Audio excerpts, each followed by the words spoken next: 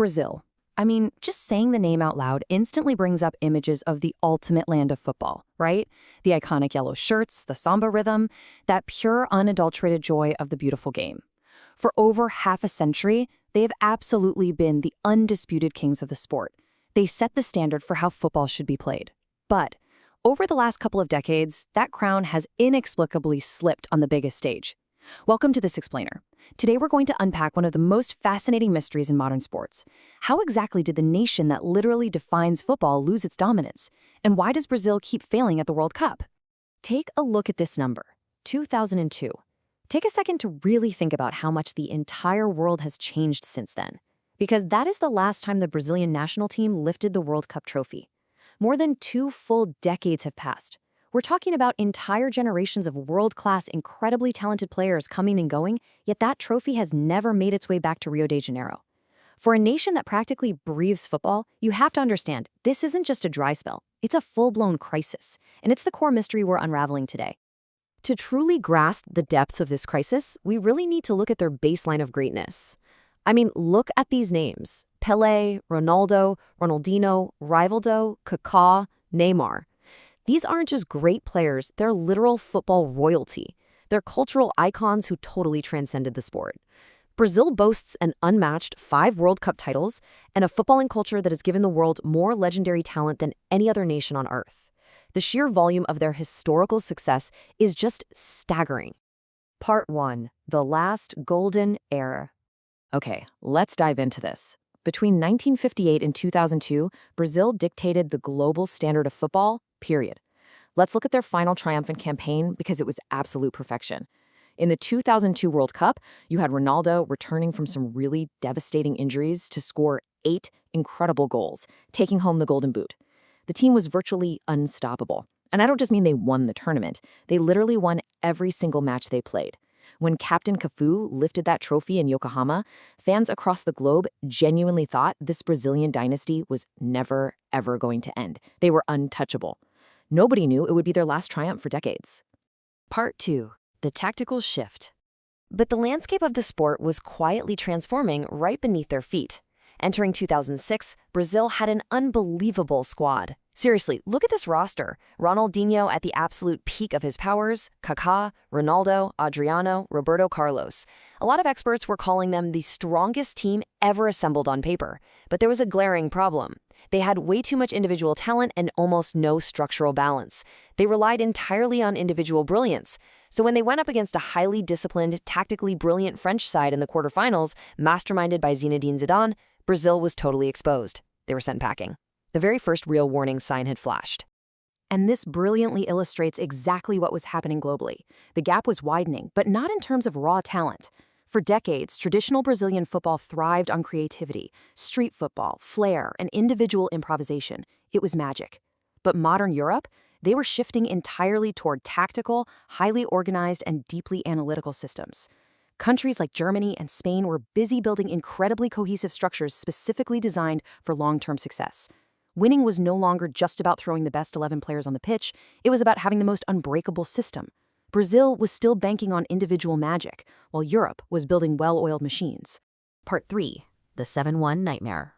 So, they're hosting the 2014 World Cup on home soil, and the entire nation expected a heroic coronation. Instead, they walked into a total nightmare. Let's look at the timeline of just the first 29 minutes of that semifinal match against Germany. Minute 11. Germany scores the first goal. Minute 23, goal 2. Minute 24, goal 3. Minute 26, goal 4. Minute 29, goal 5. 5 unbelievable goals in less than half an hour. If you had gone to the kitchen to grab a snack, you would have literally missed a historic collapse. The Brazilian players were paralyzed with shock. Fans in the stands were openly weeping. The world just collectively gasped at their television screens. The final score: Germany 7, Brazil 1. It remains the greatest humiliation in the history of international sports. The myth of Brazilian invincibility was completely, irreparably shattered. But here's the thing. That historic 7-1 scoreline wasn't actually the root problem. It was merely a terrifying symptom of deep, deep structural flaws. This disaster revealed a total lack of organization on the pitch. It revealed a shocking lack of emotional control the second things started to go wrong. And honestly, most importantly, it showed that Brazil lacked a clear, modern football identity. They simply didn't know how to play together as a cohesive unit when the individual magic dried up. Part 4. The Neymar Dependency. So the crucial point is, how did the nation react to having their entire footballing identity shattered like that? Well, they placed the crushing weight of national salvation onto the shoulders of one singular superstar. Their flawed tactical plan essentially boiled down to give the ball to Neymar, hope he creates magic. He became the savior, the ultimate symbol of a new generation. And while Neymar absolutely delivered incredible moments of brilliance, this one-dimensional dependency meant that whenever elite European opponents successfully neutralized him, Brazil had absolutely zero alternatives. I mean, they had no plan B at all. And this lack of systematic control, it just led to repeated heartbreak. They were knocked out by Belgium in 2018, and then we all witnessed this devastating collapse at the 2022 World Cup in Qatar. Against Croatia, Neymar finally breaks through and scores a brilliant goal in extra time. It felt like it was over, but because they couldn't control the game structurally, Croatia equalized just minutes later. Brazil panicked, the game went to penalties, and Brazil lost. Again. They didn't lose because they lacked talent. They lost because they lacked discipline, structure, and control in the dying, most crucial moments of the match.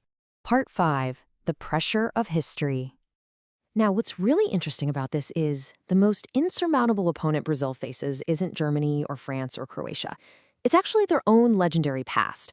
For them, anything less than winning the World Cup is considered an absolute failure. Just think about that for a second.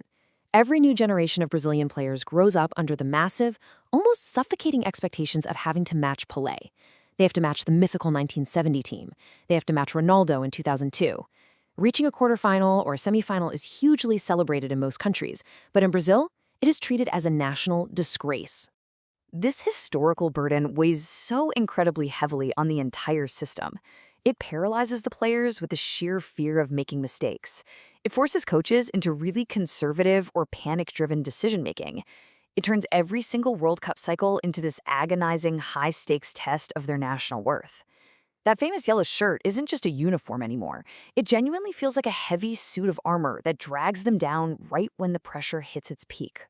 Brazil remains a country absolutely overflowing with unbelievable footballing talent. The passion, it's definitely still there. The skill is still there, but the sport itself has evolved into a highly systematic, collective chess match. While Brazil continues to chase the ghosts of individual magic from decades past, it leaves us all to ponder a pretty profound question about the crushing psychological weight of sports dynasties and how past success can so easily become a prison for the future. As they look toward the next tournament, the biggest question isn't whether they have the talent. It's this: can Brazil ever truly escape the shadow of its own history?